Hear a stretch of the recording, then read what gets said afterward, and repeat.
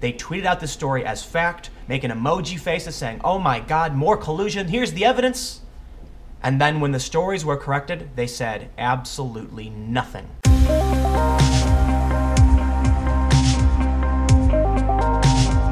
According to Glenn Greenwald and The Intercept, the US media yesterday suffered its most humiliating debacle in ages and now refuses all transparency over what happened. You know, I could dedicate this entire channel to calling out the mainstream media when they put out bad news, misinformation, or generally mislead the public, and I wouldn't have to worry about tracking down any stories ever again because there's so much to criticize them over. Now, this doesn't mean that alternative media is perfect. They certainly get things wrong a lot as well. But the mainstream media, these big media companies, are supposed to be the pros. They're supposed to be the people who are getting it right more than the rest of us.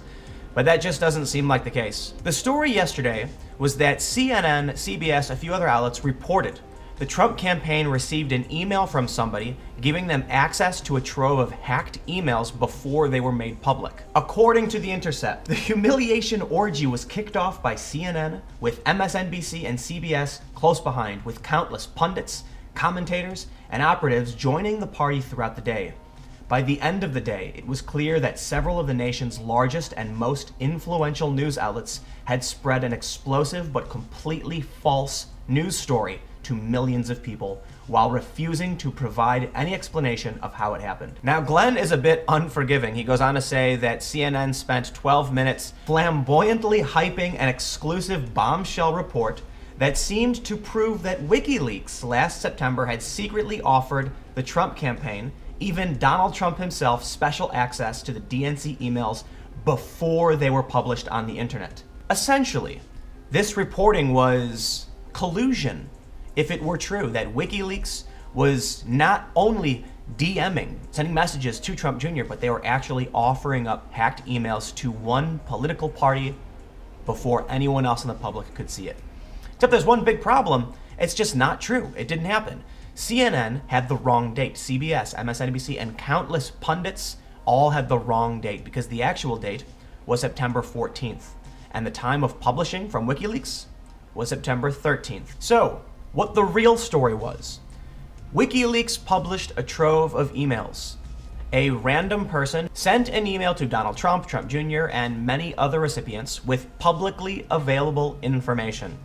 This seems to be a case of a random supporter saying, "Hey guys, take a look at this," which once again shows large media companies spreading fake news to millions of people, God knows why. Now, the Washington Post actually obtained a copy of this email. So the mainstream media fact-checked the mainstream media. And with this copy, they showed the date was not September 4th. The date was actually September 14th, one day after the emails were made public. So here was Washington Post actually getting the email and correcting CNN, CBS, MSNBC, and many other companies. But then there's a few questions I have for this major failure in news reporting. Why was CNN and CBS reporting on an email they did not have? Who were their sources? And now it gets even more interesting. CNN issued a correction, and they said, before the correction, the story, which relied on multiple sources who described the email to CNN, had been heavily promoted by the network. CNN devoted multiple segments to discussing it on air. It was also the lead story on its homepage for much of Friday morning and into the afternoon. During that time, CBS News also reported that it had matched CNN's initial reporting. But at 1 p.m. Eastern Time, the story unraveled. The Washington Post obtained a copy of the email in question, which CNN did not have, and reported it was sent on the afternoon of September 14th, 10 days after CNN had reported it was sent. The Wall Street Journal quickly matched the Post's reporting, and the Daily Caller posted a copy of the email. What's interesting in here, not just the fact that CNN, CBS, and those who followed in suit were reporting on an email they did not have, is that they're saying, they're passing the buck off to, well, they relied on multiple sources, which has been one of the biggest complaints from critics of the mainstream media for the past several years. I mean, actually for a long time. The use of anonymous sources, people that the audience doesn't know, and we're just supposed to trust CNN and these other big networks that they're right, that the sources they have are somehow better than the average person. But we don't know who these people are. So why should we trust them? In fact, CNN and CBS made the massive mistake of trusting these people, and the reporting was bad. Fortunately, another company, the Washington Post, was able to actually obtain a copy of the email. And this let us know that the story was actually fake. But think about this. How often has CNN had an exclusive from an anonymous source, and it was wrong, but there was no fact check, and we didn't learn the truth? And this is why people don't trust these large companies. This is very similar to what happened last week with Brian Ross. You may remember that he said, as a candidate, Donald Trump ordered Michael Flynn to contact the Russians, and that was not true. In reality, after Trump was elected, he had Flynn and many others make contact to the Russians for diplomatic reasons. We're going, with both of these stories, from collusion to nothing. A CNN spokesperson said there will not be disciplinary action in this case because the reporters followed CNN's editorial standards process, which requires review and approval of the use of anonymous sources.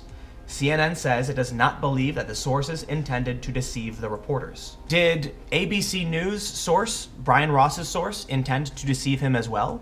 It seems like it was just a mistake.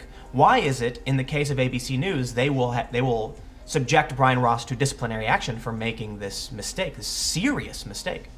But CNN, who made the mistake, trusting anonymous sources, people we have no idea who these people are, and CNN is not going to take any action, this is normal for CNN. They will not reprimand anyone over this problem. And in the case of CBS News, their initial tweet, Donald Trump Jr. was offered access to hacked Democratic data during campaign.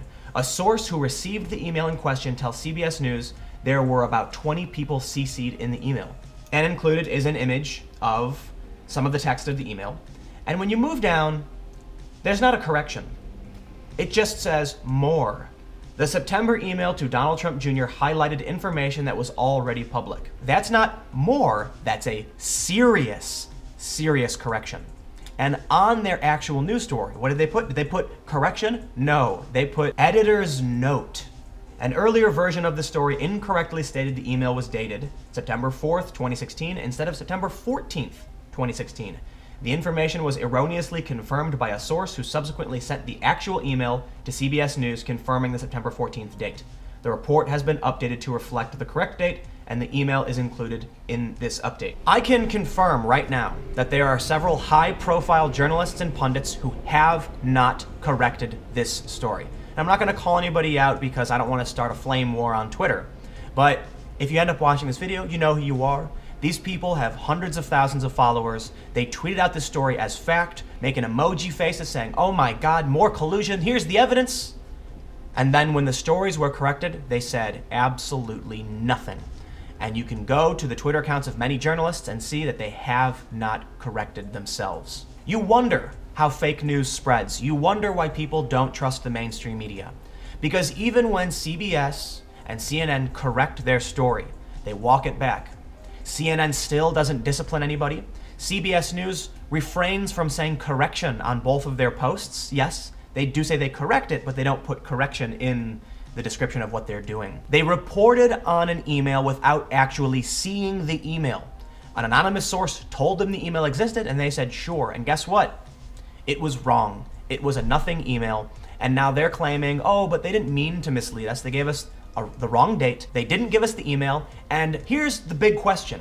Why didn't any of these companies, why didn't CNN or CBS ask to see the email? If someone tells you there's collusion between two groups of people and there's email proof, don't you think as a journalist you'd say, let me confirm if that's true, I need to verify that. Can you send me the email? No. They reported on it as fact without actually seeing any proof. Bad journalism. And this is the result. Millions of people are now going to believe this story is true. They're going to believe that Donald Trump did this when nothing actually happened. Once again, we have a failure to verify. These journalists are not being reprimanded. Why? They didn't confirm the existence of the email. They just reported on it. CNN says there won't be any disciplinary action because they got approval. They went through the normal process. Well, everyone involved in that process should be reprimanded. You don't just say, well, the journalist who reported followed our standards. Who was their editor? Who's the boss who approved this? So now, all of these websites, all of these news organizations that have reported on the story and have a version of the story up, have written this dramatic tale of a random guy on the internet sending a random email to the Trump campaign that contained publicly available information, to which the Trump campaign didn't even respond to. And that's a news story. Because after this is corrected, there's literally nothing left. And up on these websites, it's the remnants of a massive gaffe, a massive mistake. Once again, in less than a week, we get fake news about collusion between Donald Trump, his campaign, and Wikileaks or Russia or whatever. This collusion narrative is rife with fake reporting. And this is a problem. Because if there is something there, if the investigation is actually warranted, this terrible reporting is only making the problem worse. It's making people more partisan, and it's making people distrustful of the mainstream media, and it will discredit any real reporting that comes out about Trump, Russia, RT, WikiLeaks, or any of it. That's the real problem. Fake news sucks.